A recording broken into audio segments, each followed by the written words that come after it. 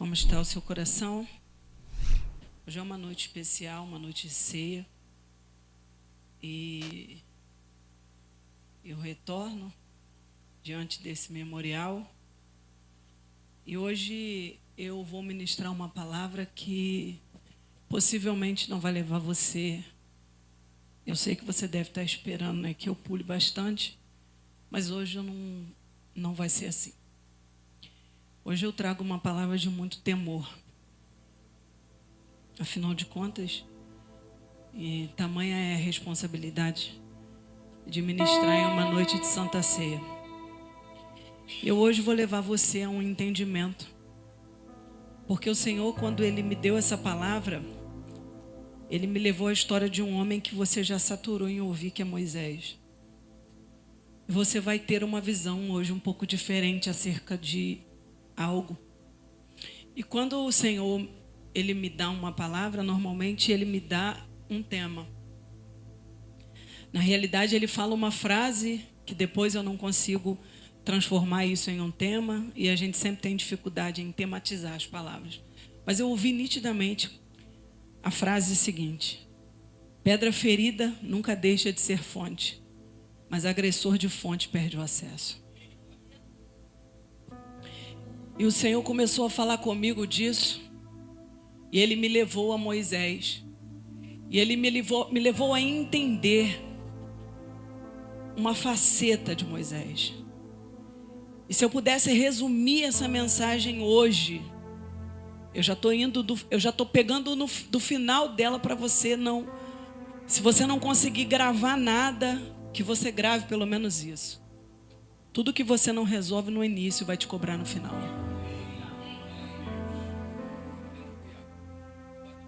Estamos diante de uma igreja.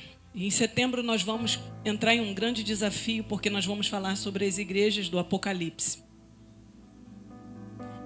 E é o que nós temos falado aqui.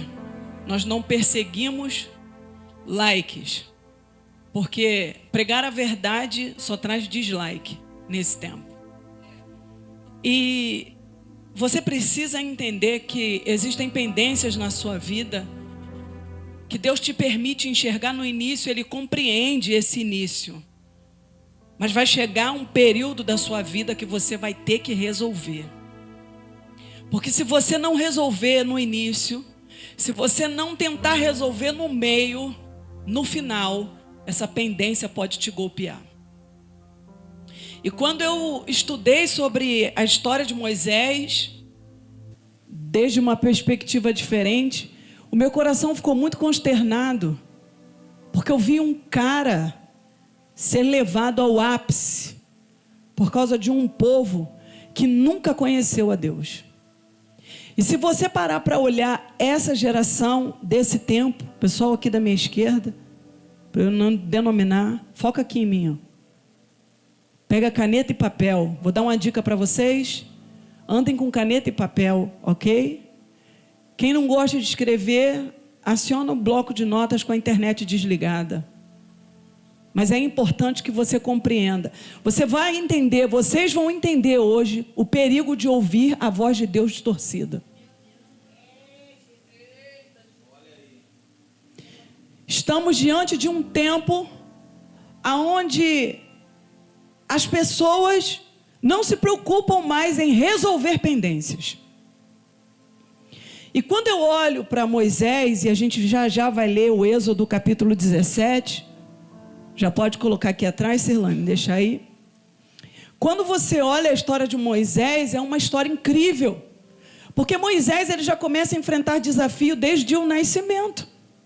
Porque toda pessoa que carrega consigo um destino de libertador, ele vai ter que enfrentar o opressor. E Moisés, ele, por carregar um estigma profético de se tornar o libertador daquele povo, de um povo, ele enfrenta muitos desafios. E ele tem uma mãe incrível, uma mulher estrategista, já preguei sobre ela, Joquebede, uma mulher de estratégia, uma mulher de muita sabedoria, uma mulher de muita inteligência, extraordinária, preserva o destino. Uma mulher que não vive uma vida de melancolia diante do desafio. Uma mulher que pega o seu bebê e tem coragem de depositar ele ao Nilo. E estudando eu descubro que quando Moisés foi colocado no Nilo, os estudiosos vão dizer que ele foi colocado em um cesto de papiro. Porque possivelmente o papiro era um tipo de elemento que os crocodilos, eles não gostavam do cheiro. Então, por esse motivo, o cesto foi confeccionado de papiro. E por isso não afundou. Assim diz os historiadores. Isso não é 100% de certeza, mas acredita-se. E explica porque era crocodilo e hipopótamo. Então, dificilmente Moisés ele chegaria vivo no seu lugar de destino. Mas uma mulher que entendia a cultura egípcia da época, ela soube o utensílio correto de dispensar o seu amor, o seu grande amor, que era o seu filho. E ele foi então levado. Alguns vão dizer que tudo aquilo ali foi programado e que de fato foi proposital o momento em que ele foi colocado, porque havia assim, um estudo apropriado dela, do horário aproximado em que a filha de Faraó estaria se banhando. Tudo de forma muito estratégica por uma mulher que não jogou com as emoções. Presta bem atenção aqui, não dorme não. E aquela mulher, ela então tem o privilégio, aquela criança cresce, você já viu isso, ele se torna um homem, um grande homem, mas ninguém pode lutar contra um instinto que não é liberto. Eu vou repetir. Ninguém pode lutar contra um instinto que não é liberto. Existem coisas em você que são instintivas e que você precisa resolver. E a Bíblia vai falar que essas coisas instintivas se chamam iniquidade. Existia uma iniquidade na vida de Moisés, que foi levada, que foi empurrada. É fato de que havia um propósito, mas Moisés tinha algumas deformidades. Deformidade essa que leva ele em um momento a assassinar um homem e enterrar ele na areia. Presta atenção aqui em mim. Isso não é uma atitude comum em propósito de fazer o bem. Isso é um instinto. Ninguém mata alguém, enterra na areia e age como se nada tivesse acontecido. Não. Não é porque Moisés foi um libertador que temos que fazer vista grossa para quem ele era e quem ele foi. Havia uma iniquidade, uma predisposição ao que podemos dizer que é a árvore da distorção, o Avon. Havia uma iniquidade, e por causa dessa iniquidade, Moisés teve que fugir.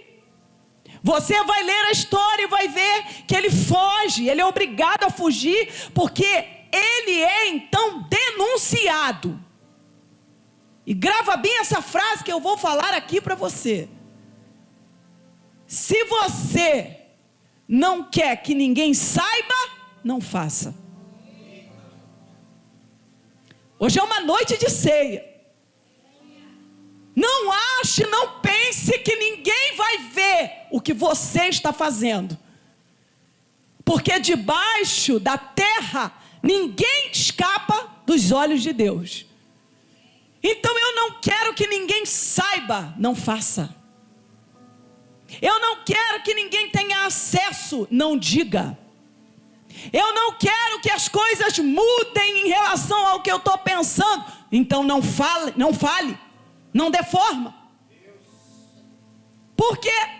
Porque se você deforma, isso vai se tornar em algo ou em alguém.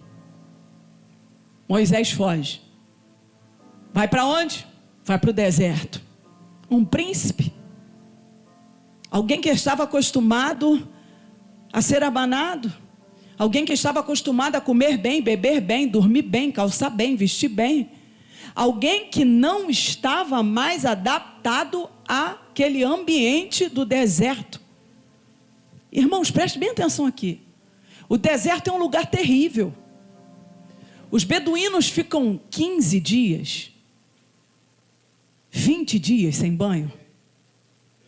É terrível. Aquele ambiente é horrível. É fétido. É um lugar de dificuldade. E agora você pega um homem que viveu 40 anos no palácio e vai para um deserto se readaptar, aprender a viver. Fato esse de que isso tudo estava dentro de um plano, está comigo? E aqui eu já começo a levar você a um pensamento. É espantoso quando você olha para pessoas hoje que querem constituir impérios sem nunca ter passado por um processo. Eu vou repetir. É muita gente que quer constituir império, que quer falar em nome de Yahvé, que quer ter voz, que quer ensinar, que quer criar perfil na internet, que quer falar, que quer ditar regra, sem nunca ter passado pelo período do processo. 40 anos sendo preparado em um lugar. Depois você vai lá para a história de Moisés, lê ali o Êxodo, estou fazendo um resumo, porque é ceia. Ele fica mais 40 no deserto. 40. Quando ele volta para resolver, ele está com 80. Está comigo? Não estamos falando de alguém que caiu de paraquedas, saiu do palácio, foi ali no deserto, peregrinou um pouquinho, voltou e diga a Faraó, liberte o meu povo. Não. Moisés passou por um processo árduo, difícil, complicado. Constituiu família, foi treinado por Jetro, um homem que era um grande homem de negócio, dono de poços. Quem tinha poços era rico. Jetro então treina Moisés, prepara Moisés inconscientemente para um propósito que já estava escrito. Está comigo? Quando tudo isso acontece, todo esse processo acontece, Moisés então vive uma experiência, e você já deve ter lido isso. Você já ouviu falar no episódio da sarça. Moisés chega no monte. Quando ele chega no monte, isso aqui é interessante, os historiadores vão dizer que possivelmente Moisés sobe no monte. Quando ele se depara com a sarça, ele se depara para apagar o fogo. Presta bem atenção aqui. Porque fogo para os pastores era sinônimo de escassez de alimento para as ovelhas. Então quando Moisés, subitamente ele chega ao monte, ele não chega para viver uma experiência com o sobrenatural. Possivelmente vão dizer os historiadores que ele sobe porque ele vê aquele arbusto, aquela grande árvore, pegando fogo. Então ele sobe para resolver. E quando ele chega ali, ele então é tocado por uma palavra que então vai mudar a sua história. A história vai dizer que quando Moisés, ele ouve, e por que o Senhor fala com ele? Moisés, Moisés, 2 vezes. Porque todas as pessoas que usavam, todas as vezes que você vê alguém sendo chamado por 2 vezes a mesma palavra, isso dá um sinônimo de importância. Por isso, Senhor, Senhor, Senhor, Senhor, nem todo aquele que me disser Senhor, Senhor. Está comigo? Moisés, Moisés, ele para e compreende que ali estava falando alguém que não era alguém comum, não era um Deus estranho. Por quê? Porque Moisés nesse episódio ainda não era alguém que tinha um coração 100% convertido no conhecimento do que era divino. Quando aquela sarça fala Senhor, Senhor, ele entende que ali alguém, uma divindade, alguém que era grande estava falando com ele. E quando alguém diz a ele, Moisés, Moisés, Moisés, Moisés, tira a sandália dos seus pés, ele então compreende que não era alguém comum, que não era um Deus qualquer aos quais ele havia conhecido quando ele estava no palácio. Ali era alguém diferente. Está comigo? Moisés então começa a ser treinado. Presta bem atenção, porque isso aqui é fundamental. Se eu não conseguir pregar essa palavra toda, não importa, mas é essa tônica que você tem que entender. Moisés, Moisés, você chegou até aqui, Moisés. Você é um camarada que está acostumado a resolver as coisas do seu jeito. Você é um cara que está acostumado a resolver com as suas mãos. Você está acostumado a ditar o ritmo, Moisés. Você está acostumado a fazer da forma que você acha que tem que fazer. Só que agora, Moisés, muda tudo. Por quê? Porque você vai resolver uma pendência que você não resolveu lá atrás. Passaram-se 40 anos, Moisés. Sim, então agora você vai voltar. E aí você começa então a ver o problema dele todinho. Ele começa num discurso, ele começa a falar algumas coisas. Abra sua Bíblia em Êxodo no capítulo 17. Lê comigo para não ficar só nas minhas palavras.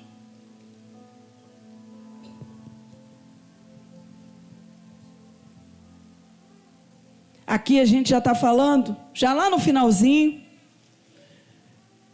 Mas, você olha aqui comigo, a situação de Moisés.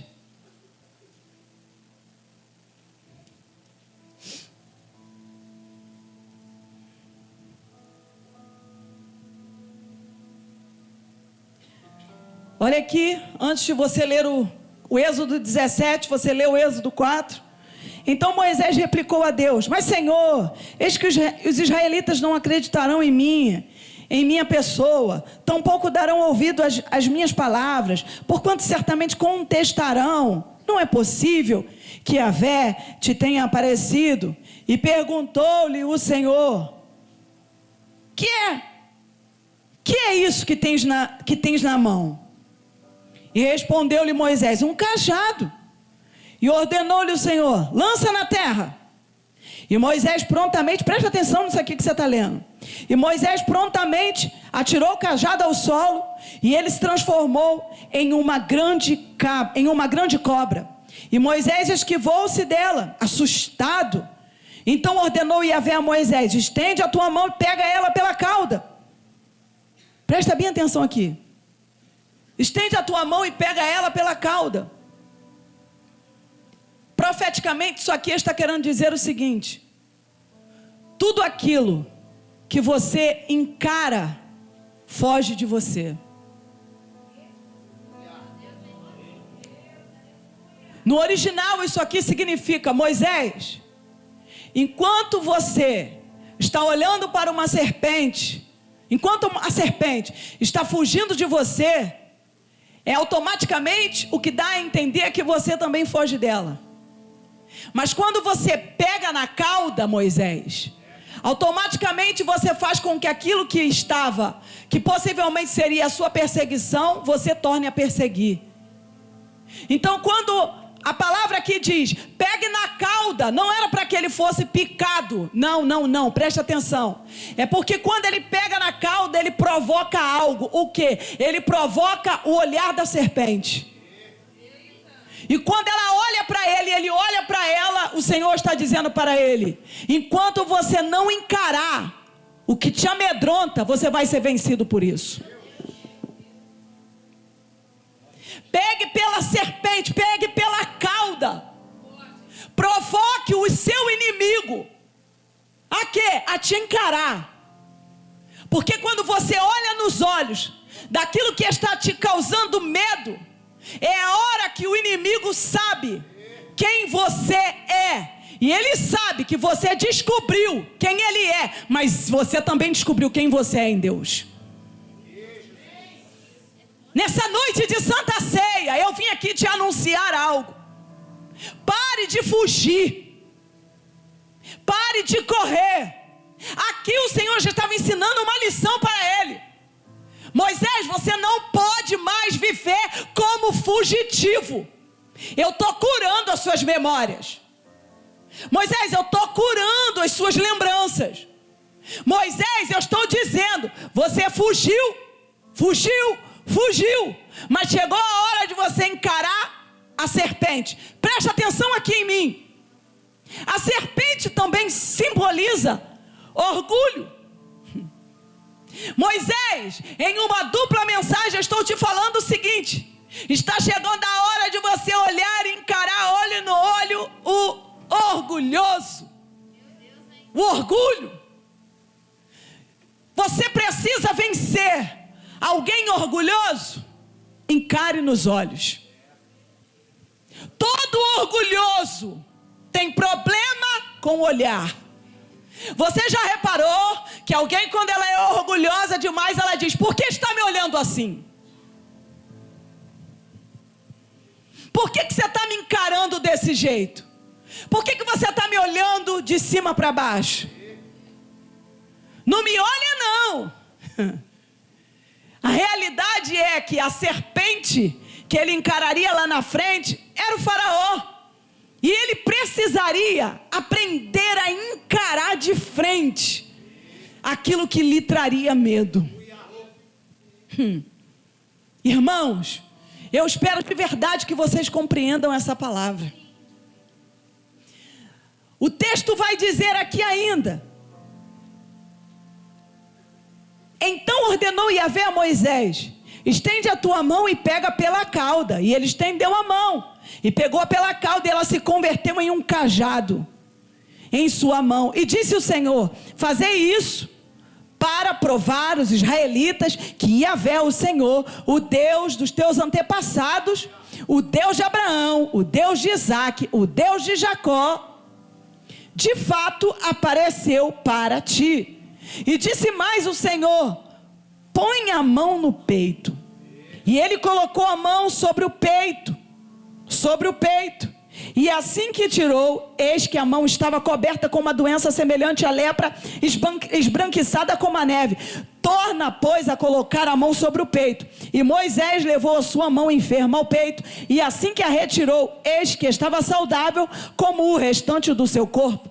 Então explicou-lhe o Senhor: assim, se não acreditarem em ti e não ouvirem a voz do teu primeiro sinal, acreditarão na comunicação do segundo sinal. Se não acreditarem nesses dois sinais e não derem atenção às suas palavras, tomarás da água do rio e derramarás na terra seca, e a água que tomares do rio se transformará em sangue sobre a terra seca. E no entanto, preste bem atenção aqui, argumentou Moisés a Yahvé: perdão, ó meu Senhor, todavia eu não tenho facilidade para expressar-me. Presta bem atenção aqui. Agora eu vou falar duas coisas aqui muito importantes. A primeira, a mão que ficou leprosa. A mão simbolizava a ação demandada pelo propósito de Deus a nós.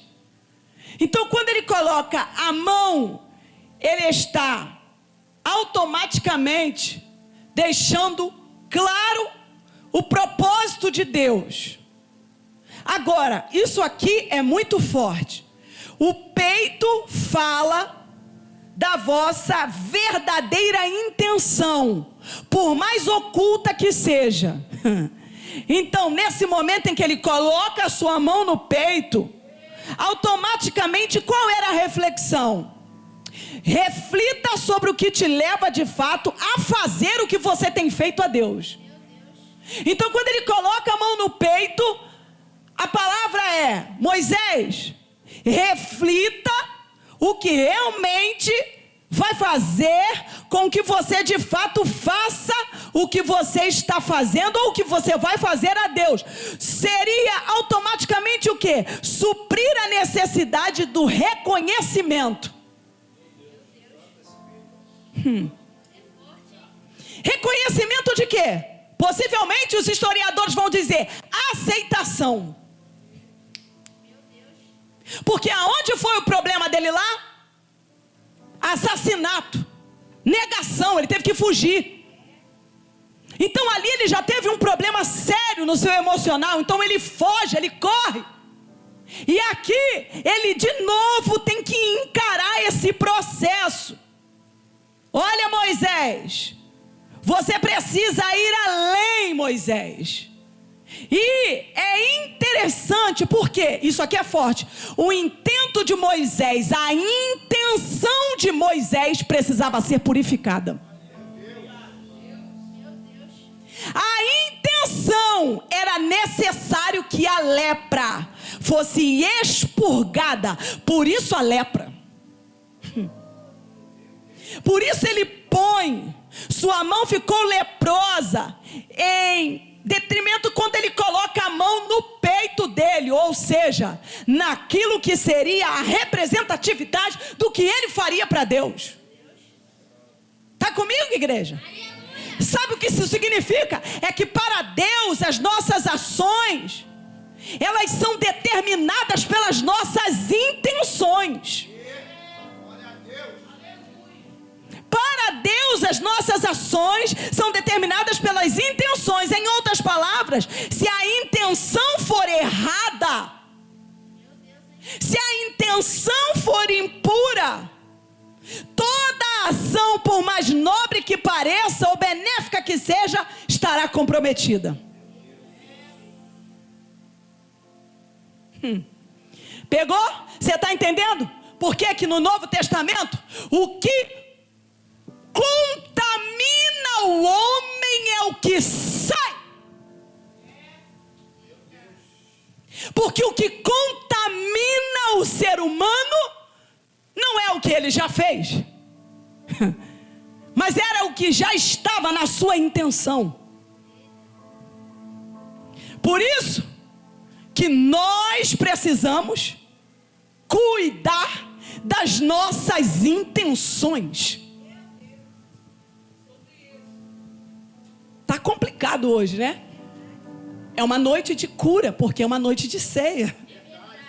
Por isso, em Efésios, no capítulo 2, anote isso aí, Paulo, ele diz que a salvação não é por obras. Por quê? Porque aquele que tentar trabalhar para se salvar, vai perder a sua própria vida.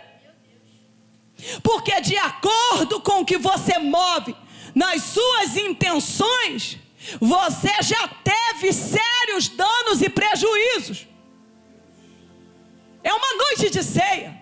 Não adianta fazermos uma cara de paisagem, fingindo que somos bons moços aqui dentro da igreja, dando uns de santinhos, pegando o cálice da ceia, pegando o vinho, com cara de santinho, com a intenção podre.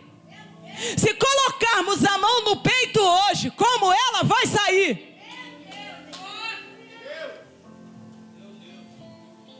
Agora, o que era importante?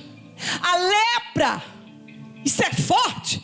Você não vai achar no Google. A lepra não era para ninguém ver, porque Deus não tem tamanha necessidade que pessoas vejam todo o seu corpo em lepra. A maior intenção de Deus é que você saiba onde coloca a sua mão. Mas também uma das maiores grandiosidades de Deus é você ter a humildade de saber que você está com lepra. Não importa que ninguém veja, é você e ele. Não tinha plateia, não tinha um público, não tinha centenas, milhares e milhões de pessoas, não. Antes de Deus colocar Moisés Moisés diante de milhões. Ele coloca Moisés diante de quem ele é, para resolver um problema em particular, para não contaminar e prejudicar milhões com a sua intenção. Temos que correr para a sarça. Temos que correr para a presença. A presença de Deus, a glória de Deus, não vai mostrar o seu pecado para ninguém. Vai mostrar para você. É você que vai ver a lepra na mesma proporção em que vê. É a mesma proporção em que sara. Porque aquele que está diante de quem é Deus sabe que Ele pode curar toda a lepra. Só que o problema hoje das pessoas, da igreja desse tempo as intenções são ruins. Então, estamos diante de uma igreja que o problema nunca é o indivíduo, sempre o outro. E as intenções, elas não são resolvidas, porque não conseguimos chegar diante de Deus com as nossas intenções em condições de sermos avaliados e sermos tratados. Em dizer: Deus, tudo bem, eu não tenho problema com a fulana, eu não tenho problema com a beltrana, o meu problema é comigo, é a minha intenção. Hoje é uma noite de resolver a minha questão. Aonde eu resolvo a minha questão? Na presença. Aonde eu resolvo as minhas pendências? Na presença. Aonde eu ouço o Senhor falar especificamente acerca do meu pecado? Na presença. Irmãos, pasme, isso aqui é forte. Por quê? Porque a realidade aqui é que Moisés, ele ainda não tinha uma vida íntima. Não. Ele estava no início. Deus não limita de se revelar para ninguém quando alguém quer a presença dele. Estou pregando sozinho aqui hoje. Não existe desculpa. Não existe. Está aqui comigo? Não. Você está aqui comigo? Não existe desculpa. É noite de chegar diante de Yahvé e resolver. Arabaravashui. Uregai joia nerevasso e joia neregarava. Eu não sei qual é a tua parte que vai sair com lepra. Se é a tua mão, se é a tua língua, se é teu olho, se é teus pés. Se eu não sei. Eu não vim aqui para te julgar. Eu vim aqui nessa noite com uma missão: pregar a palavra. Não importa qual parte do seu corpo vai entrar em estágio leproso. O que importa é que tem cura aqui para você. Tem cura para você aqui hoje. Eu vou repetir: tem cura para você aqui hoje. Deus é um Deus tão extraordinário que Ele resolve os problemas com Moisés. E mesmo assim, Moisés diz: tudo bem, está tudo certo, porém tem uma questão. Eu tenho um problema com a fala. Você já ouviu isso aí, não já? Pois bem, alguns historiadores vão dizer que, e eu prefiro ficar com isso, uns vão dizer que ele era gago, outros vão dizer que ele era pesado de língua. Mas para mim, nas minhas fontes de pesquisa, o que mais se adequou foi o seguinte: Moisés fica 40 anos no deserto. E os historiadores vão dizer que possivelmente Moisés perde a condição da língua egípcia. Ele perde o domínio na fala, no linguajar, no vocabulário, na língua. E aí ele diz: Senhor, tudo bem, Eu não tenho mais condições, em outras palavras, de chegar diante de Faraó. Por quê? Porque eu já perdi o idioma. São 40 anos fora. São 40 anos longe, eu já não sei mais. E aí, os historiadores vão dizer o seguinte: leva Arão como teu tradutor. Agora, o que é tremendo, irmãos, é que quando ele foge, meu Deus, ele foge sozinho. Mas quando ele volta, o Senhor diz: leva teu irmão. O que você quer dizer com isso, profeta? Eu quero dizer o seguinte, que Deus é um Deus de família, é um Deus de cuidado. Ele diz: tu fugiu sozinho de lá, agora tu volta com o irmão. Por quê? Irmão é apoio. Eu sei que não vai ser fácil para você, Moisés, encarar seus medos.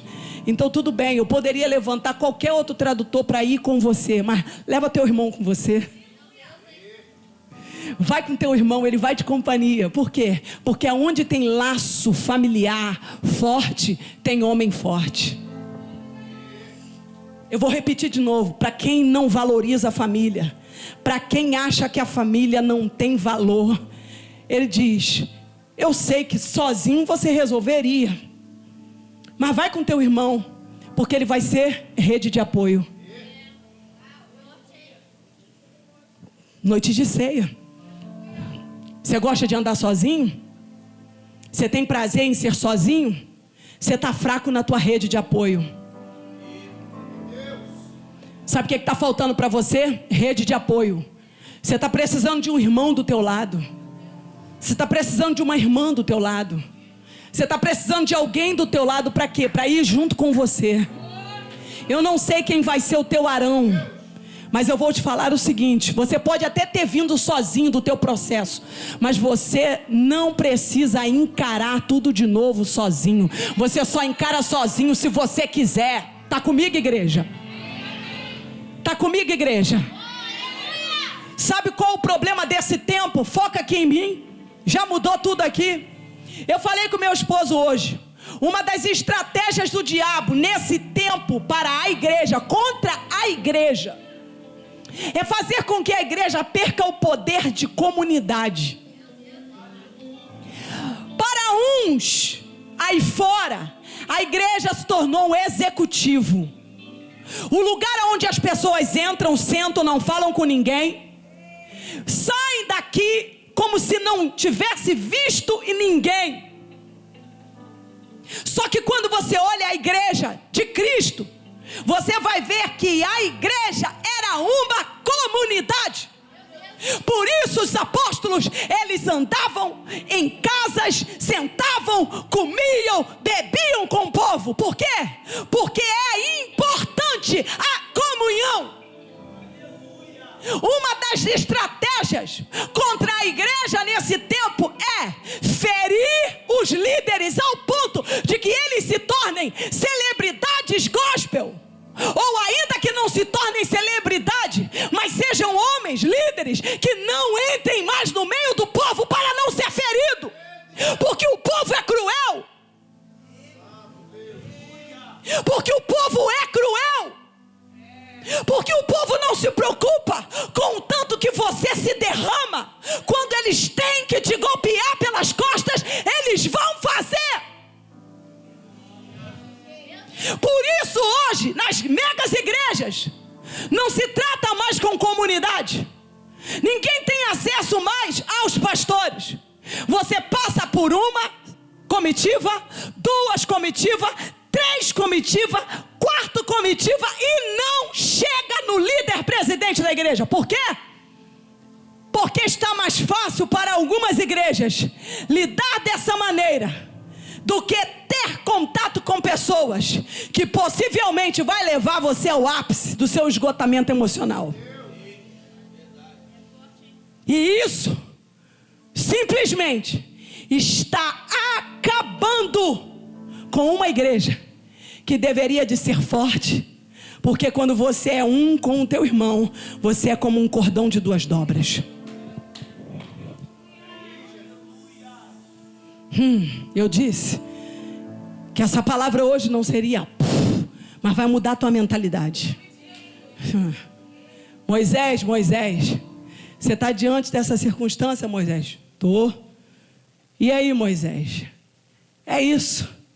Volta lá e resolve. Vai. Porque agora o show vai começar. Meu Deus, irmãos. Que coisa tremenda é essa palavra. Agora, Faraó era um homem que tinha um coração duro. E o que significa esse coração duro? Eu fui entender. Na cultura egípcia, ter um coração de pedra era você ter um coração protegido no dia do juízo. Isso aqui é fortão. Então o que eles faziam? Eles, ainda quando vivos, antes do processo de mumificação, quando um faraó morria, quando alguém morria, eles confeccionavam um coração de pedra. Para quê? Todos os órgãos do corpo eram retirados. Preste atenção aqui. Todos. O cérebro era retirado pelo nariz. Toda a estrutura interna do indivíduo era removida. Mas, depois de todo o processo de morte e embalsamento de um indivíduo que levava em torno de 40 dias, o que eles faziam? Eles pegavam um coração de pedra que havia sido confeccionado fora do corpo e colocavam esse coração de pedra dentro do corpo. Por quê? Porque acreditavam que no dia do juízo, em que uma deusa lá, que eu não lembro o nome, em que eram postos na balança o coração e a pena dessa deusa, automaticamente os pecados, eles não seriam revelados. Os feitos, as maldades. Por quê? Porque um coração de pedra não seria possível ser lido.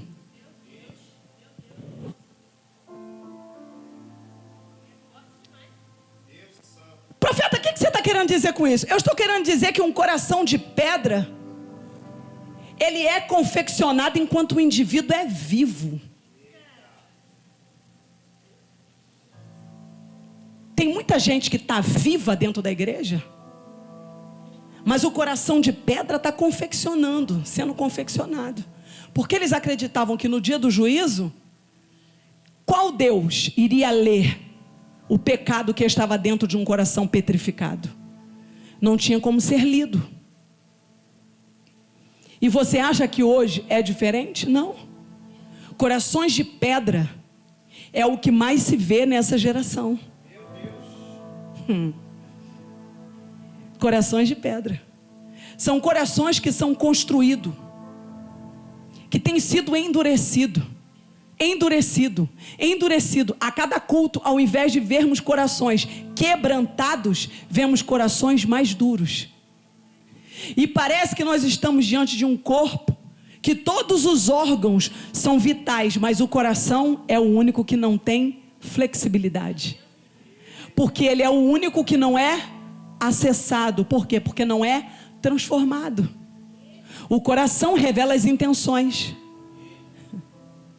O coração revela as intenções. Está comigo?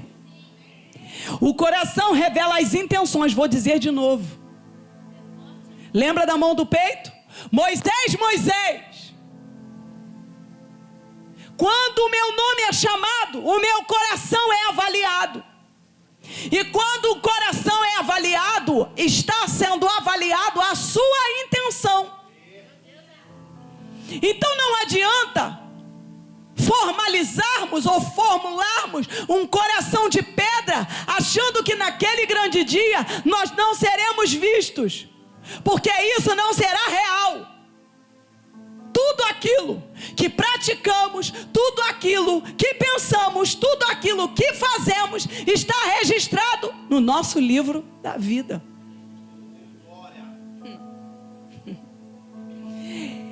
Ezequiel no capítulo 36, verso 26: e vos darei um coração novo, e porei dentro de vocês um espírito novo, e tirarei o coração de pedra. Está entendendo o porquê dessas expressões? Porque aqui estava se falando de quê? De um coração que era confeccionado, colocado dentro do peito para fingir uma realidade que não era. Não adianta fingir uma realidade que não é. Porque de Deus ninguém escapa. Mateus no capítulo 13, verso 15. Pois o coração deste povo está endurecido. Agora, aqui é forte. Por que o coração do povo está endurecido? Porque ouvem com dificuldade.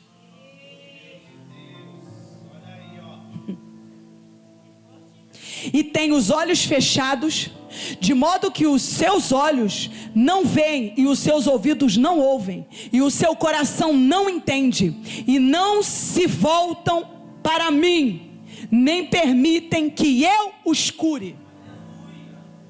Está comigo? Está comigo? Estamos vindo lá do Antigo Testamento vendo um problema. Um problema que era um problema de Faraó. Um problema que era um problema do povo hebreu. E aqui eu já estou no Novo Testamento e eu mostro para você que nada mudou. Que o problema de você ter um coração endurecido é porque você tem ouvido com dificuldade. Ouvem com dificuldade. Ouvem com dificuldade. Por isso, aqui está um dos grandes episódios do Êxodo 17. Aonde você vai ver que Moisés é visto como pobre coitado. Por quê? Porque ele simplesmente leva milhões de pessoas até um determinado lugar, mas não entra na terra prometida. E aqui eu já estou chegando no final. E isso aqui é muito pesado. Por quê? Porque a ordem de Deus a Moisés foi: Moisés, fale a rocha. Eu disse para você lá no início que Moisés estava acostumado a resolver as coisas do jeito dele. Olha só. Meu Deus.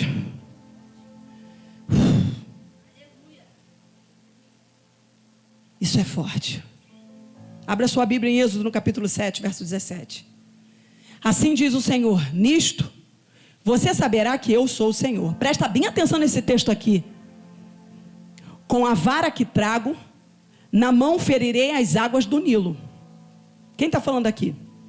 Assim diz. Vamos lá, gente, vamos comigo. Assim diz. Assim diz. Yahvé, em outras traduções, assim diz o Senhor.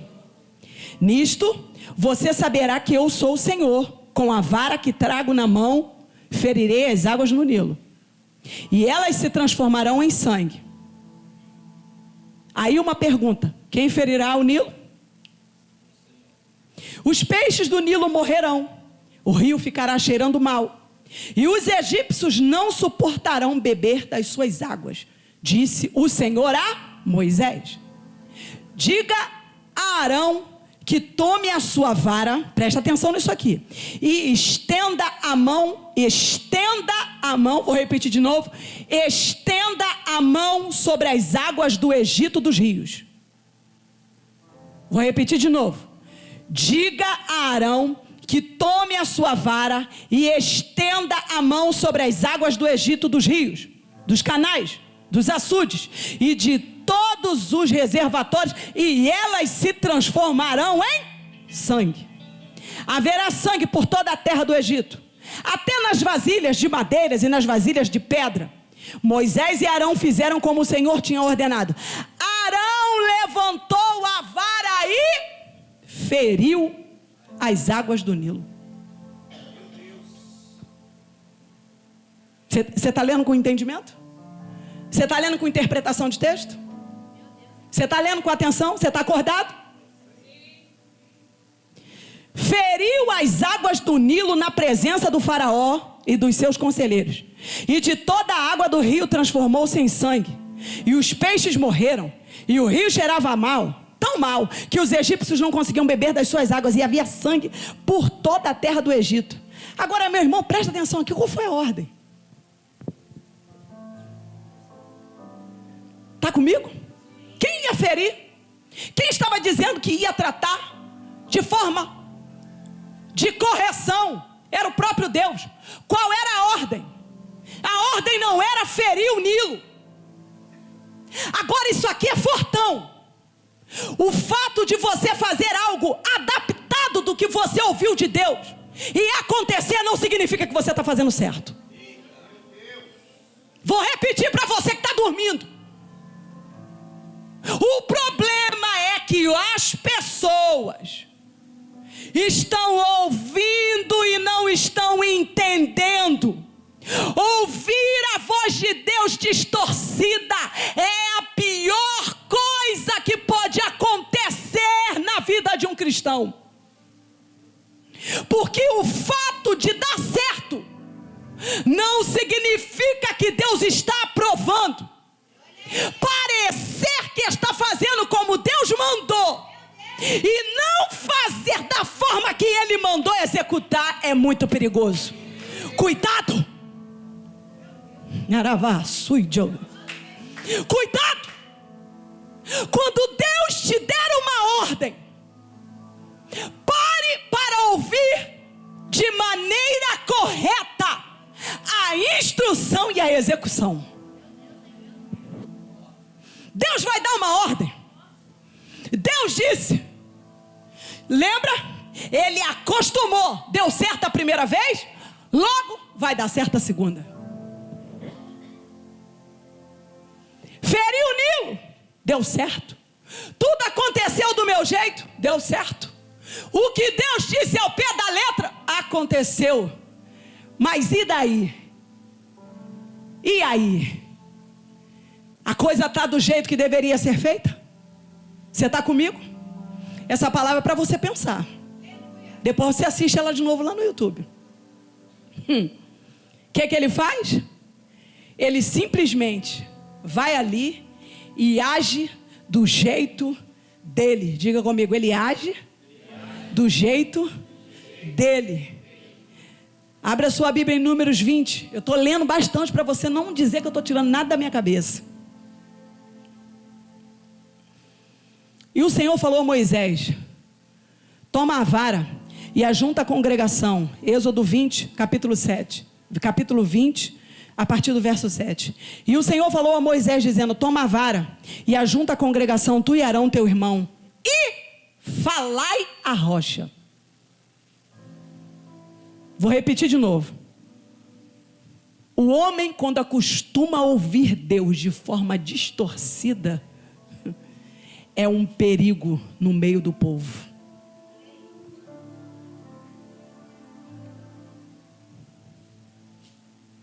Toma a vara, ajunta a congregação, tu e Arão teu irmão, e falai a rocha perante os seus olhos, e dará a sua água. Assim lhe tirarás a água da rocha, e darás a beber a congregação e os seus animais. Então Moisés tomou a vara diante do Senhor, que lhe tinha ordenado, e Moisés e Arão reuniram a congregação diante da rocha. E Moisés disse-lhe: ouvi agora, rebeldes, porventura tiraremos água desta rocha para vós? Então Moisés levantou a sua mão e feriu a rocha 2 vezes com a sua vara, e saíram muitas águas, e bebeu a congregação e seus animais. E o Senhor disse a Moisés e a Arão: porquanto não me crestes a mim para me santificar diante dos filhos de Israel? Por isso não me tereis esta congregação na terra que lhe tenho dado. Foi assim. Te dei uma ordem e agora estou te dando o reflexo da tua desobediência. Estas são as águas de Meribá, porque os filhos de Israel contenderam com o Senhor, e o Senhor se santificou nele. E aí o que acontece? No Números 20, ainda verso 12: visto que não crestes em mim para me santificar diante dos filhos de Israel, por isso não fareis entrar este povo na terra que lhe dei. Moisés, você acostumou a resolver as coisas do seu jeito? Moisés, você acostumou a ditar o ritmo? Só que quando eu dou a ordem, eu dito o ritmo. Então Moisés, sabe qual é o teu problema? O teu problema é o de muitos cristãos, e agora eu chego no final. Viverão para ver, um povo que tinha tudo para entrar e não entrou. Viverão para ver diante de si o Rio Jordão. Viverão para ver a terra prometida que eu prometi, mas não herdarão. Em outras palavras, o que você está querendo dizer com isso, profeta? Eu não tenho tempo mais, mas se você for estudar, você vai ver que um dos maiores problemas de Moisés com Deus foi o seguinte: foi a desonra. Moisés desonra a Deus publicamente diante de milhões de pessoas. E a desonra que ele provocou a Deus, pública pela desobediência e a teimosia, refletiu em um ato no futuro que foi silencioso e fatal. Foram 40 anos peregrinando para que todos morressem e ninguém entrasse, só os filhos daqueles que morreram. Eu vejo muitos crentes hoje, parados olhando, dizendo: mas a minha vitória é logo ali. Mas a minha bênção está logo ali. Você tem contemplação, mas não tem acesso.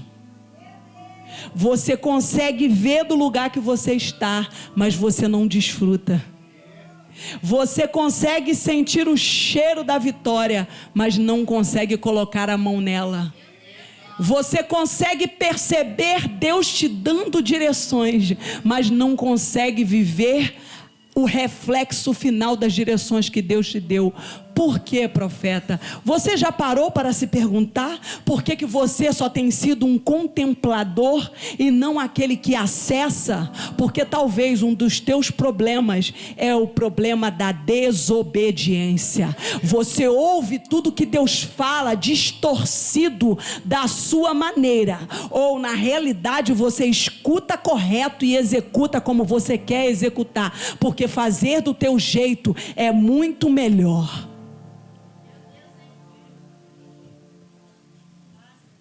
Jesus, no último estágio, ele disse: Pai, se possível for, passa de mim esse cálice. Isso aqui é forte. Quando não houve uma resposta de Deus, Jesus continuou um ato em obediência. Quando Deus não te der uma resposta, continue em obediência. O silêncio de Deus é o seguinte: não altere o que está dando na sua cabeça. Porque quando eu quero mudar o caminho, eu mesmo falo como você vai mudar. Irmãos, hoje é uma noite de refletir. Deus, Ele está nos chamando como igreja a entender o seguinte: mude esse coração de pedra, porque ele não vai te levar a lugar nenhum. Não é bonito você dizer que o teu coração é duro. Eu sou assim mesmo, vou agir assim mesmo. Deixa eu te falar uma coisa: o único prejudicado nessa história é só você. É você que está adquirindo doenças. É você que está adquirindo enfermidades que só você sabe quando você põe a mão no peito. Eu não sei do teu ataque cardíaco, da tua ansiedade, da tua agonia, dos bolos do teu cabelo caindo na pia do banheiro. Continue com teu coração de pedra. Continue com ele endurecido. Continue com ele do jeito que você está. Você vai continuar doente. E Deus está dizendo em uma noite de ceia: deixe os órgãos vitais que estão dentro de você se tornarem não apenas órgãos que vão ser retirados pós-vida. Mas entenda que não adianta você querer que todos os órgãos tenham vida, se o principal, que é o coração, está morto.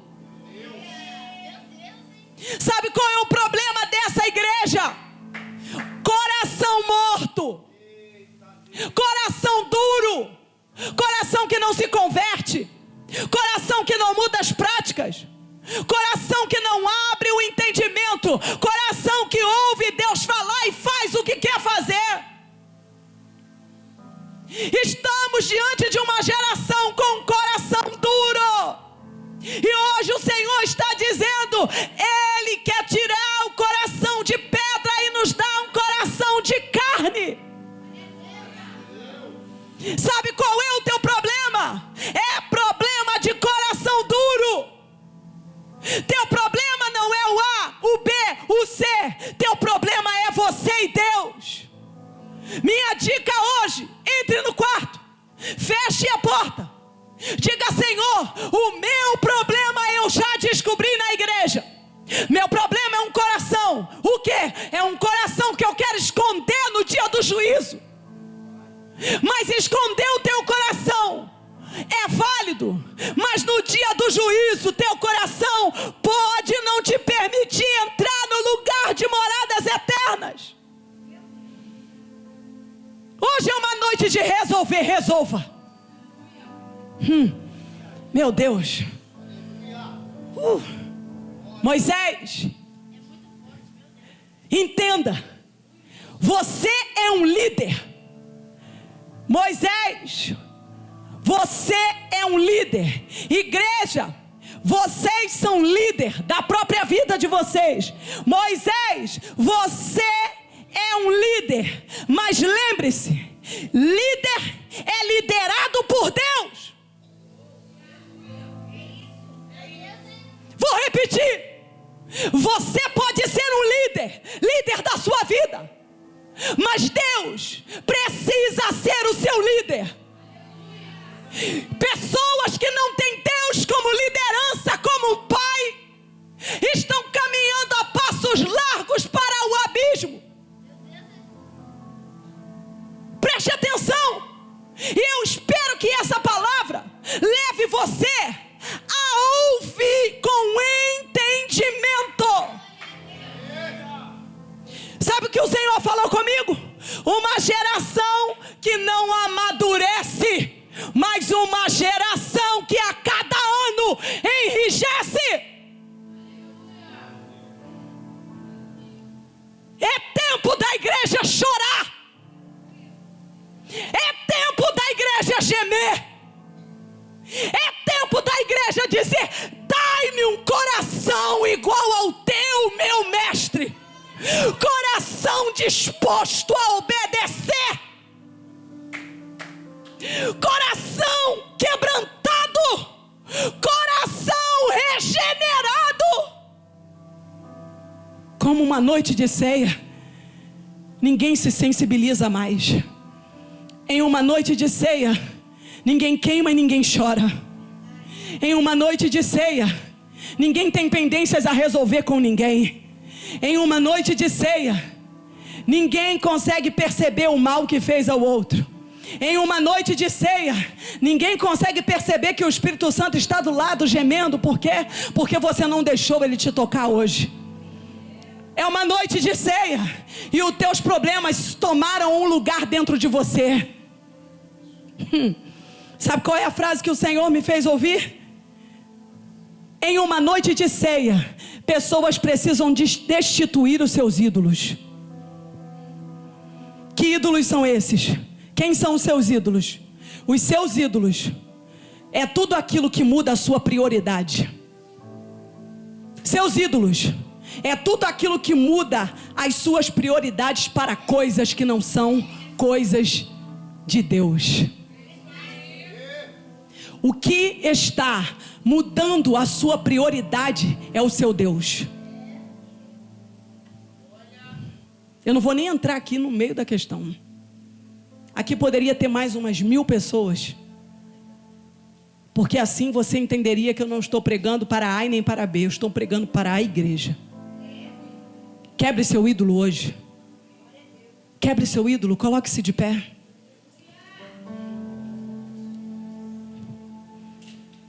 Eu estou te enchendo de Bíblia para ver se a tua vida muda. 2 Pedro, capítulo 3, versículo 15, está escrito o seguinte: E lembrem-se de que a paciência do nosso Senhor permite que as pessoas sejam salvas. Foi isso que nosso amado irmão Paulo lhes escreveu, com a sabedoria que lhe foi concedida. Ele trata dessas questões em todas as suas cartas. Presta bem atenção aqui. Alguns de seus comentários são difíceis de entender. E os ignorantes e instáveis distorcem suas cartas, como fazem com as outras partes das Escrituras. Como resultado, eles próprios serão destruídos. Amados, vocês já sabem dessas coisas, portanto estejam atentos, a fim de que não sejam levados pelos erros desses perversos e percam a sua firmeza. Antes, cresçam na graça, no conhecimento do nosso Senhor Salvador Jesus Cristo. E a Ele seja a glória, agora e para sempre. Antes, cresçam na graça e no conhecimento. Cresçam na graça e no conhecimento. O problema aqui foi o mesmo problema de Moisés. Estavam ouvindo as instruções de Paulo e estavam distorcendo aquilo que Paulo estava dizendo. Mudou alguma coisa desse tempo? Não. Uma mensagem como essa, ainda vão ter pessoas que vão distorcer o que está sendo dito. Mas hoje é uma noite de instrução. Eu não vim aqui hoje para gerar nenhuma emoção. Eu vim aqui da parte de Deus para dizer para você: ame a palavra, ame obedecer a palavra, ame a cruz, ame a graça, ame a correção. Vara significa correção. Ame a correção, ame estar na presença de Deus, mas ame ouvir a sua lei e meditar nela. Pode vir, meu amor. E aí, eu vou finalizando. Quando Moisés desce do monte, que ele quebra as tábuas, vão dizer que ele quebrou por um ímpeto de raiva. Não, ele quebra as tábuas porque ele diz: vocês quebraram o acordo.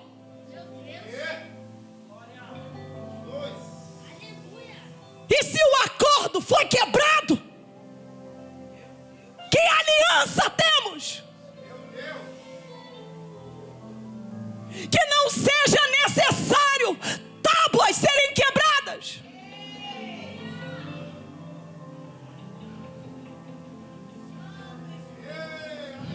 Quebrante o seu coração, igreja. Quebrante. Quebrante. Quebrante. Com o seu cálice, você vai fechar os seus olhos.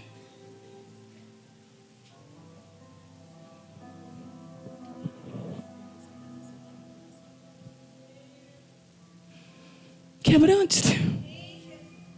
Quebrante-se. Você nunca mais vai ver Moisés da perspectiva que você viu.